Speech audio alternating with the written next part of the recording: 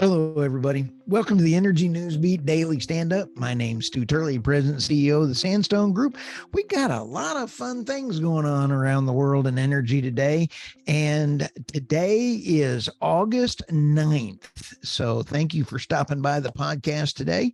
We'd like to give everybody a shout out that's been giving us fantastic feedback. I also want to give a shout out to Ronald Stein. He just stopped by the podcast and we had a great interview. He wrote the book, Clean Energy Exploitations. Hang tight. It's going to be a great one coming around the corner. So with that, we've got EV firm Protera files Chapter 11 in bankruptcy. Got some interesting stories on that one. We've got Egypt, natural gas production declines, power cuts bite. I'll tell you, then we're going to be flipping around to Indonesia. Indonesia's cold burning hits a record high, and green nickel is largely why. Boy, it almost rhymes. I wonder who thought that one up. Wind industry in crisis as problems mount. This one's kind of interesting, and we're seeing that people are getting kind of tired of losing money and high prices in energy. And so that's going to be a big deal. France is Europe's top power exporter as Germany turns to importer. There's some things in this article that are just pretty crazy. Just as we get started, all of these stories are on energynewsbeat.com. We have a team of people that keep this thing rolling, and let us know if you have any feedback. If you're an energy expert and want to be on the podcast, we'd love to have you. So EV firm Protera files for Chapter 11 for bankruptcy protection.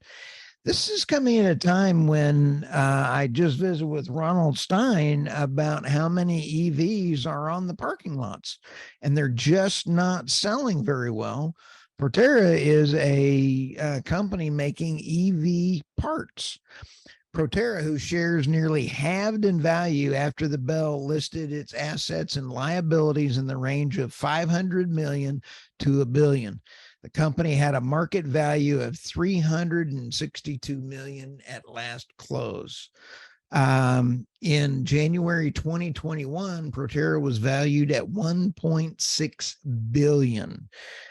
We have faced, this is from the CEO, Gareth Joyce, says, we have faced various market microeconomic headwinds that have placed our ability to sufficiently scale. So they really had some serious problems with the supply chain and then the ups and downs of trying to figure out who their clients were going to be and the changing of the technologies.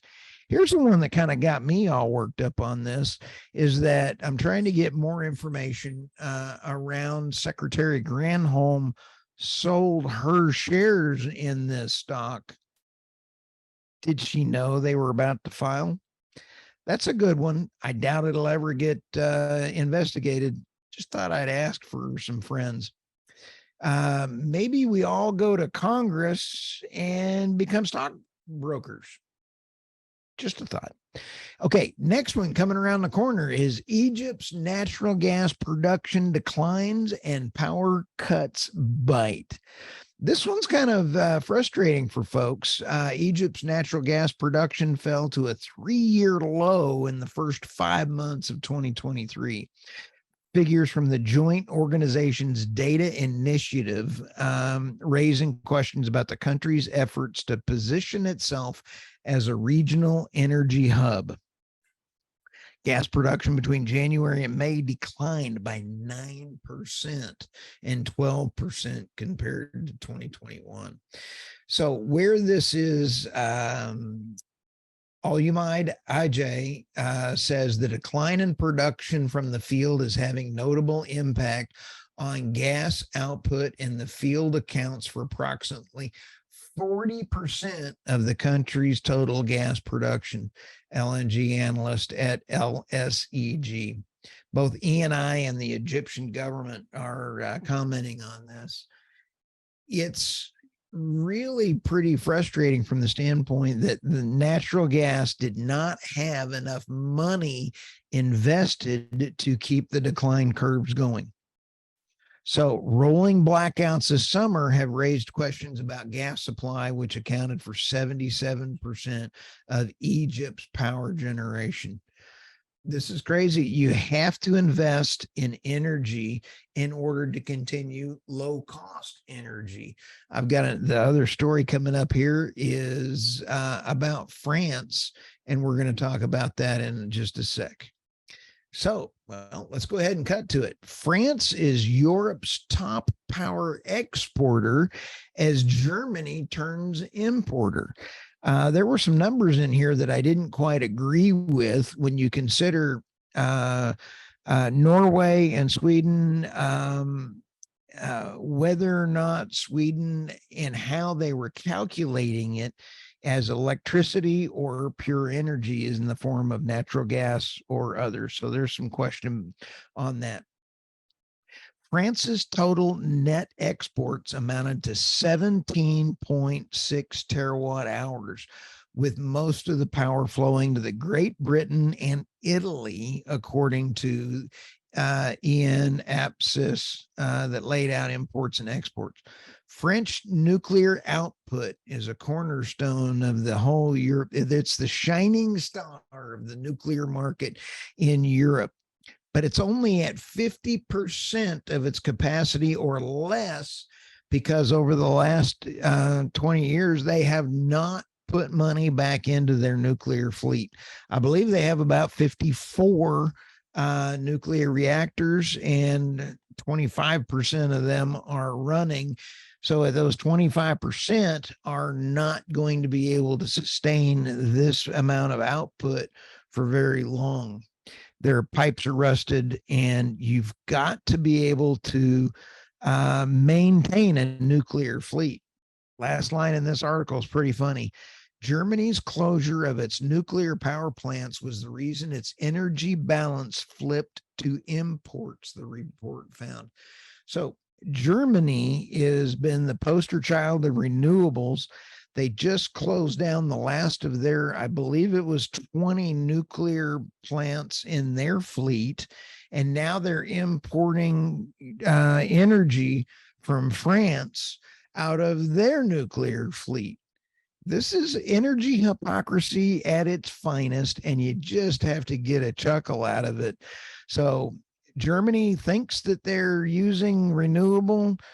They're not. They're using nuclear out of France, and France cannot keep this up for very long. So let's go ahead and go to the next one. We're flying around the corner to Indonesia's coal burning hits record high, and green nickel is largely why. Indonesia burned 33% more coal in 2022 than the year before, contributing 20% increase in the country's carbon emissions. They are trying to rebuild their economy by boosting energy.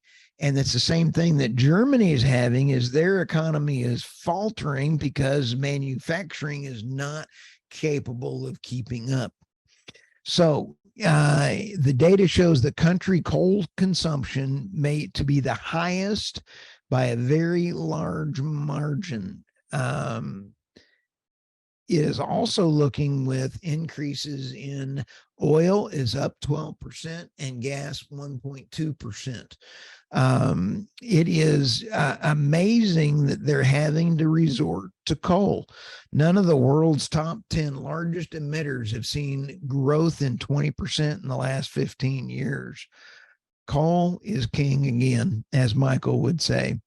So when we take a look at it, you cannot go to renewables without a plan. We can't get to carbon net zero without a plan. You cannot cut out renewable or fossil fuels to just turn 100% to renewable energy tomorrow. We need nuclear, we need solar, we need wind, but we got to do it in a responsible way using coal nuclear, natural gas, and oil. Natural gas is by far the cheapest and least impactful on the environment. If you have any other information that you would like to discuss on the podcast, I want to talk to you. I want to know what you're thinking. Wind industry in crisis as problems mount. Last year, Siemens lost billions. They've lost so much money. The wind business, viewed by governments as key to meeting climate targets and boosting electricity supplies. I made a call out earlier in the week in another pod earlier last week to get information on the wind industry. I got to hand it out to Meredith Engwin and her husband, George. He sent me some fantastic data. I'm looking forward to visiting with him about that. And there are other data points showing that the fiscal responsibility or capability of wind farms is only 8 years. I'm asking for help. Please tell me that's not true. So as we go through this, in recent weeks, at least 10 offshore projects totaling $33 billion planned in spending have been delayed or otherwise hit the doldrums across the US and Europe. It's because of regulations, and it's costing a lot more on the parts and pieces, very much like we talked about in that auto maker that has been shutting down, auto parts maker. At the moment, we are seeing the industry's first crisis. Chief executive of Equinor, EQNR is 18% decrease down in a downward triangle. The Norwegian energy major and BP had a 20% decrease. You cannot keep up with wind energy in a sustainable format if you can't make money. So another 3 projects in the North Sea totaling $19 billion planned in spending are potentially delayed or revising terms, said Peter Lloyd Williams, a senior analyst at Westwood Global Energy Group. We need to know what you think. In my opinion, wind is not ready there. Do we need it? Yes, but we've got to do the move to carbon net zero responsibly and within the delivering the lowest cost kilowatt per hour. Thank you all very much. Please let us know your thoughts and comments. Subscribe, like, and tomorrow Michael will be back with us. I know he was goofing off today. So thanks, and I appreciate your time. Talk to you soon.